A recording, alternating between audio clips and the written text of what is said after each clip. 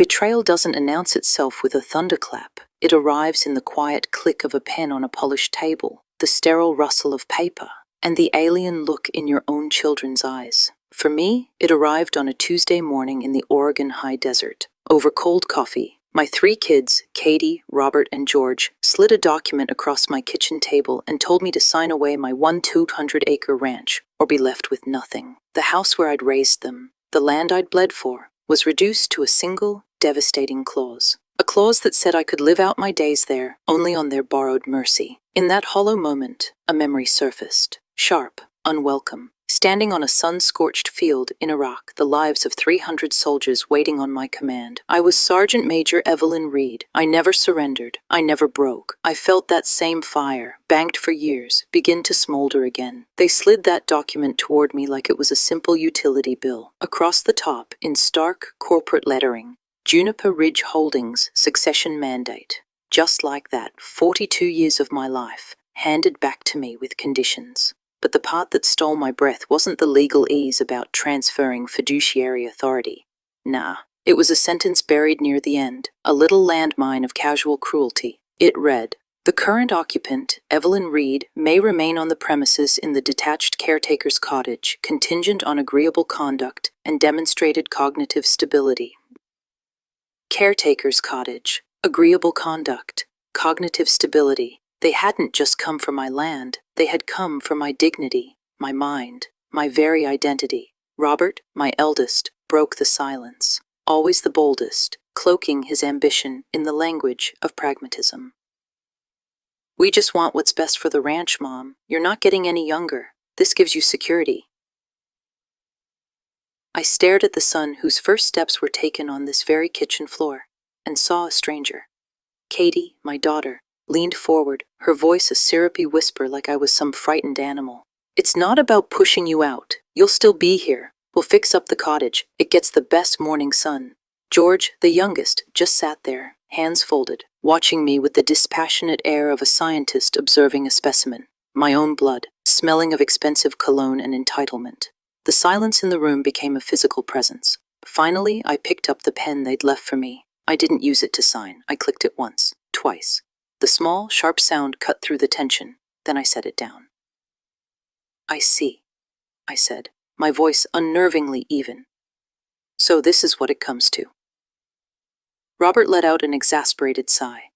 "There's no need to be dramatic, Mom. It's just business. It's the responsible thing to do."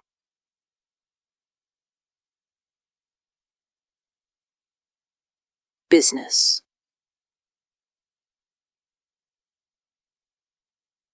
They had reduced my life's work, my late husband James's legacy, my sweat and tears, to a transaction.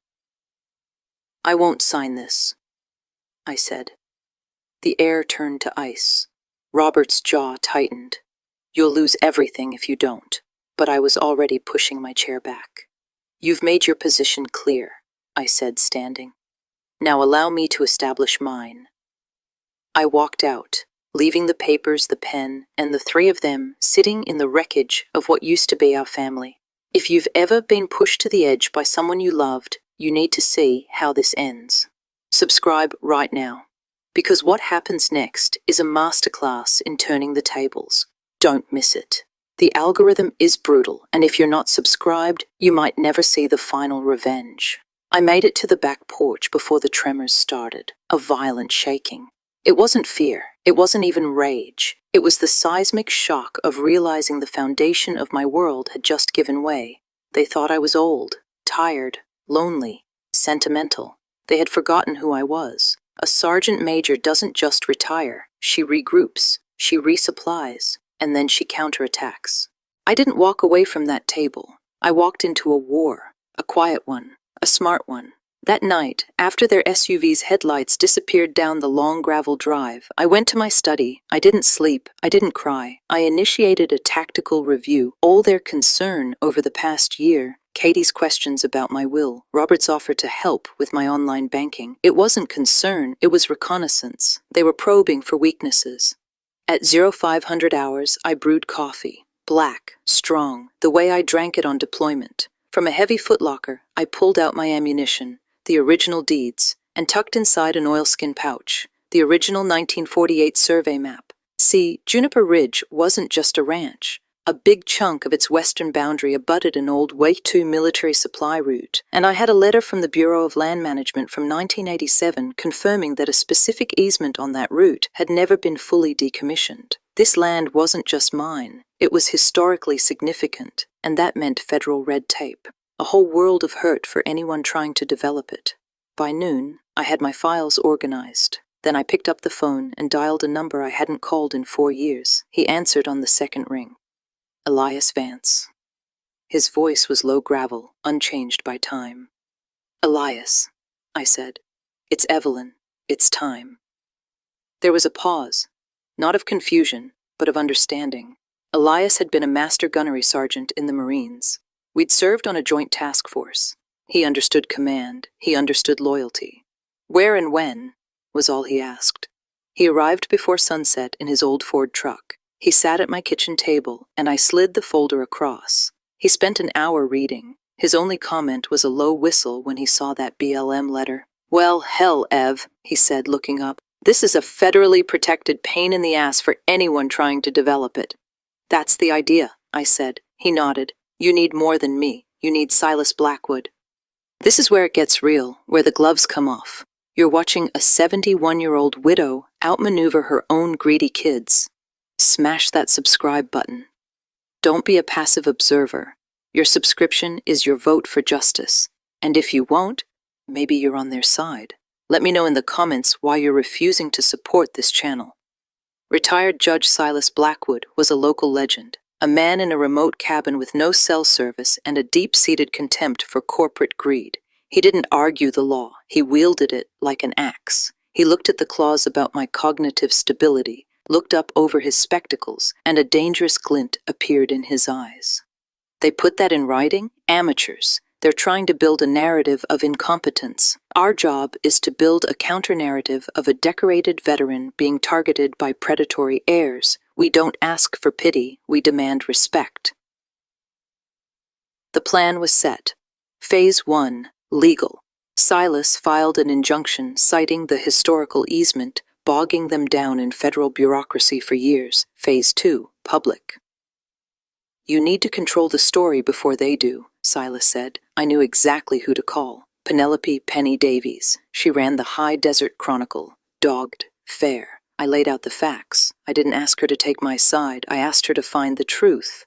2 days later, her article went live. The headline was stark. Decorated veteran and rancher pressured to sign away historic land. Clauses citing mental clarity raise questions of elder coercion.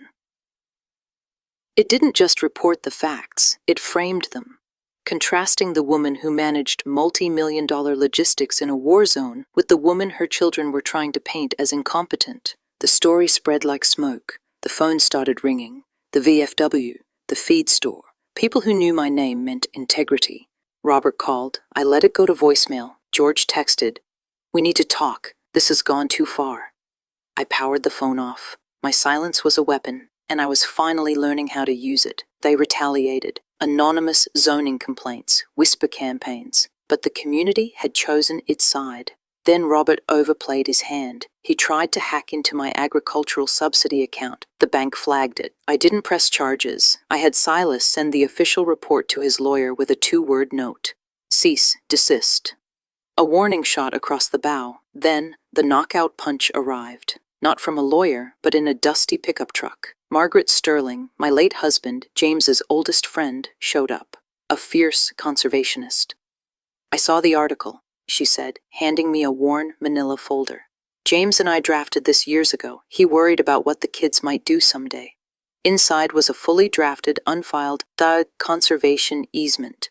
It would legally prevent the ranch from ever being sold or developed. It was James's ghost, reaching out from the grave to protect what we built. That night, I called my children. I invited them to dinner. "It's time we ended this," I said, my voice neutral. They agreed. They thought I was finally surrendering. This is the dinner from hell. The moment they realize they've lost everything, you have got to see their faces. Subscribe now.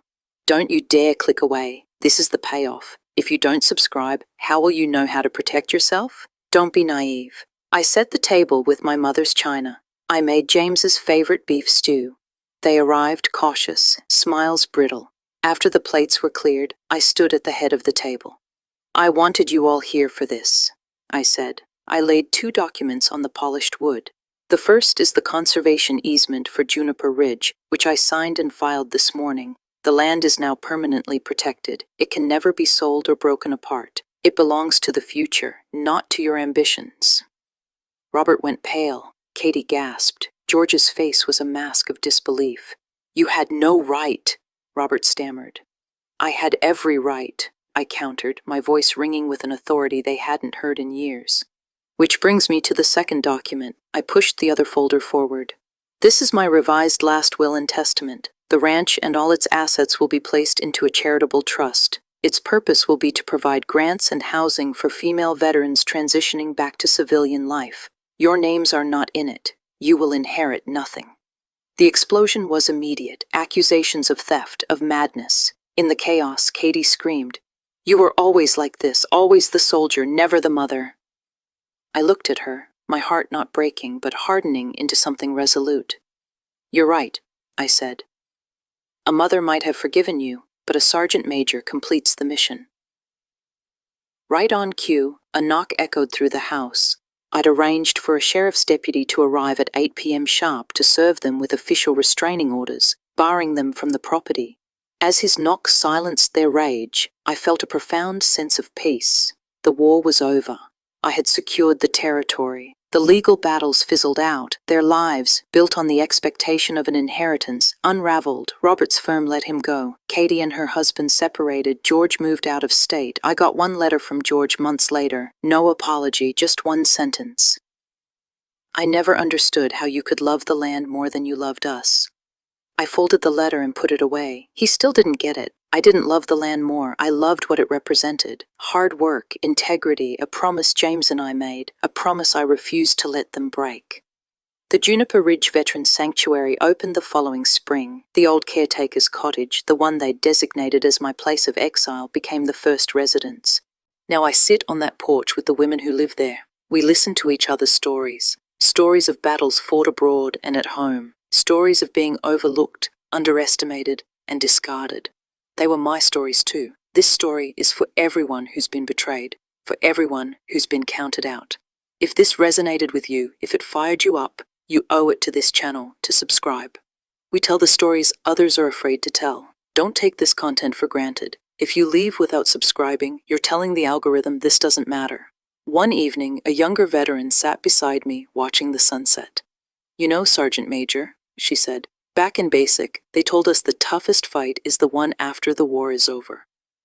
I looked out at the land, at the new cabins where lights were beginning to glow, at the peaceful expanse of sage and juniper stretching into the twilight.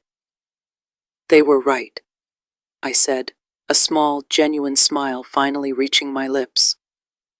But there's nothing wrong with a tough fight. It's how you know you're still alive. Legacy wasn't about what you leave behind for your bloodline. It was about what you build for the future, for those who share not your name, but your scars. And on that land, under that vast Oregon sky, we were all survivors. The fight is never really over. New threats emerge every day. Subscribe and hit the bell. This is your early warning system. If you choose to leave without subscribing, you're opting out of our community of survivors, and that's a lonely place to be. If you're one of those people, I guess I'll see your excuse in the comments, but I hope you make the right choice.